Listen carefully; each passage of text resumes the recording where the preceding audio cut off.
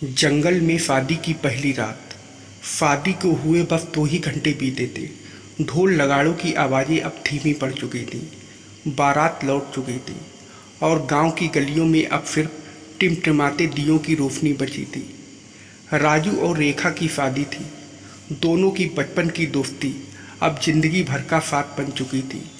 पर मज़े की बात ये थी कि शादी के बाद सुहागरात गांव में नहीं बल्कि जंगल में मनाई जानी थी। अब आप सोच रहे होंगे ऐसा क्यों? असल में राजू का सपना था, मैं अपनी पहली रात ऐसे मनाऊंगा जहां सिर्फ मैं हूं, मेरी दुल्हन हो और हमारे बीच कोई तीसरा ना हो। ना मोबाइल की घंटी, ना बिजली की कटौती, ना कोई रिश्तेदार की टोका टाकी। बस एक टेंट, थोड़ी आग और आसमान के नीचे प्यार। रेखा को शुरू में हिचकिचाहट हुई, लेकिन फिर वो मान गई। ठीक है जी, चलिए जंगल, लेकिन कोई भूत भूत निकला तो याद रखना, मैं तुम्हें ही खाने को दूंगी। शादी के फौरन बाद राजू और रेखा ने 2 घोड़े लिए और चल पड़े जंगल की ओर। वो जगह गांव से कोई 2 कोस दूर थी। एक छोटा सा साफ मैदान जहां चारों ओर ऊंचे ऊंचे पेड़ थे और बीच में एक छोटी सी नदी बहती थी। राजू ने पहले से सब इंतजाम कर रखा था। टेंट लगा हुआ था, अंदर फूलों की सजावट और एक छोटा सा बिस्तर बिछा हुआ। पास में छोटी सी लकड़ियों की आग जल रही थी। वाह जी वाह, रेखा ने टेंट के अंदर झांकते हुए कहा। इतना सारा इंतजाम तो तुमने कभी मेरे बर्थडे पर भी नहीं किया था। राजू मुस्कुराया। तुम पहले कभी मेरी बीबी भी तो नहीं थी। रेखा फरमा गई। उसकी लाज से भरी मुस्कान राजू के दिल को छू गई। टेंट के अंदर दोनों धीरे धीरे बैठे। रेखा ने शादी की भारी ज्वेलरी उतारनी शुरू की। राजू उसे देखता रहा। पता है, तुम आज बिल्कुल परी लग रही हो। अरे हटो जी, हर लड़की को उसकी शादी में परी ही बोलते हैं। तुम कोई नयापन लाओ, रेखा ने हंसते हुए कहा। राजू धीरे से पास आया, उसके हाथ पकड़े। तुम्हारी आंखों में जो चमक है वो मैंने आज से पहले कभी नहीं देखी। रेखा का चेहरा लाल पड़ गया। वो नीचे देखने लगी। राजू ने धीरे से उसकी ठुड्डी उठाई और उसके होंठों पर पहला प्यार भरा चुम्बन दिया। रेखा की आंखें खुद ब खुद बंद हो गईं। बाहर रात गहराने लगी थी। टेंट के अंदर अब सिर्फ 2 दिलों की धड़कनों की आवाज़ थी। जैसे जैसे रात बढ़ी, दोनों का प्यार गहराता गया। रेखा की साड़ी का पल्लू अब आधा गिर चुका था। बाल खुले थे और उसकी आंखों में हल्का डर, हल्की शर्म और बहुत सारा प्यार था। राजू ने उसे अपनी बाहों में लिया। डर लग रहा है क्या? उसने फुसफुसाते हुए पूछा। थोड़ा, पर तुम्हारी बाहों में नहीं, रेखा ने कहा। राजू ने उसे और कसकर पकड़ा और फिर उस रात जंगल में सिर्फ पेड़ों की फरफराहट नहीं, 2 दिलों की तड़प और मिलन की कहानी भी लिखी जा रही थी।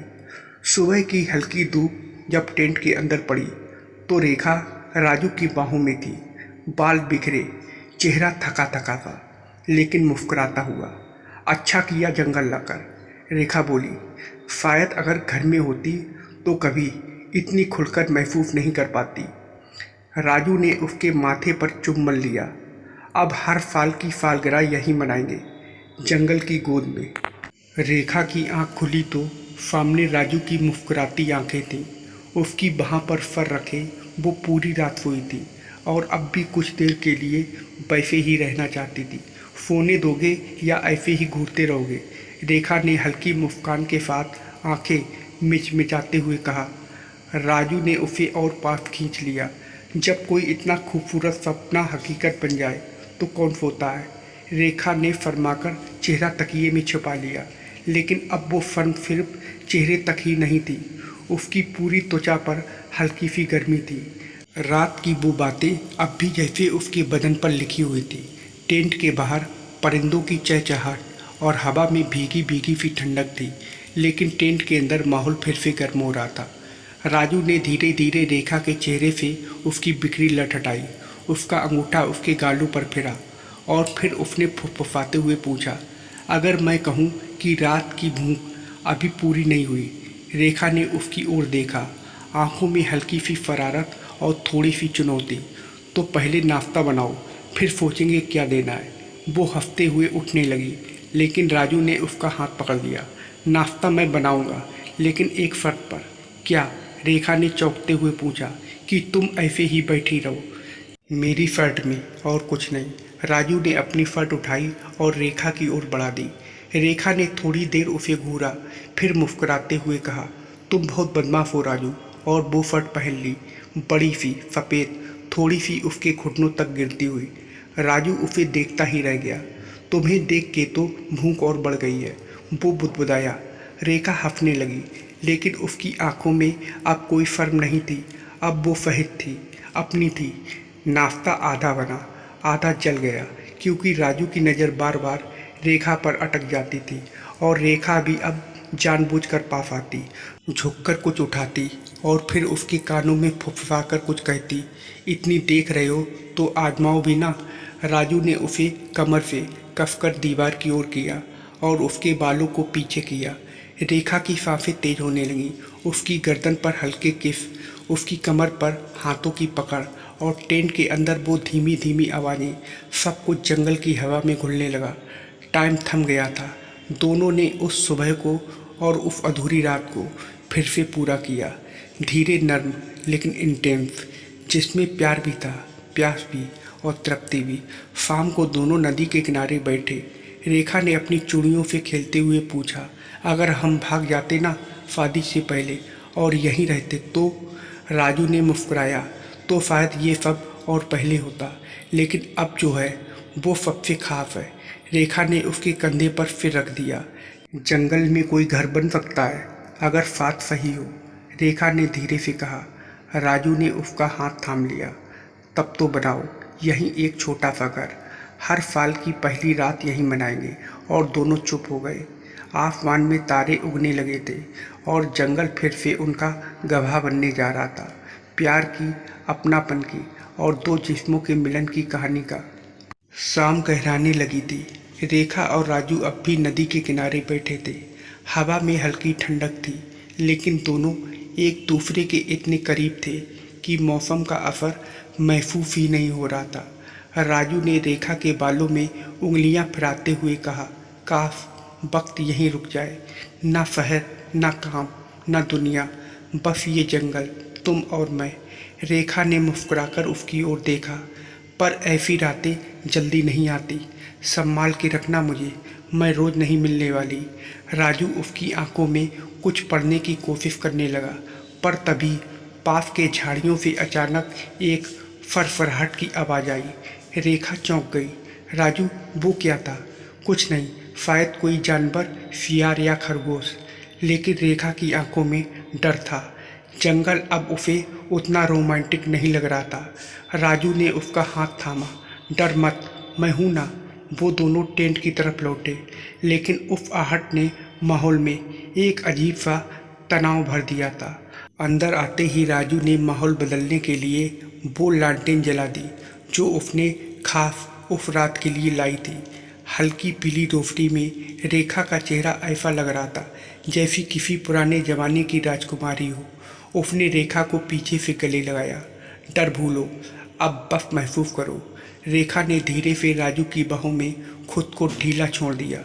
धीरे धीरे उसके कपड़े फिर से फिसलने लगे, और वो दोनों फिर उसी बाहों में बहने लगे। सांसें गहरी, स्पर्श गर्म, और आंखें बंद।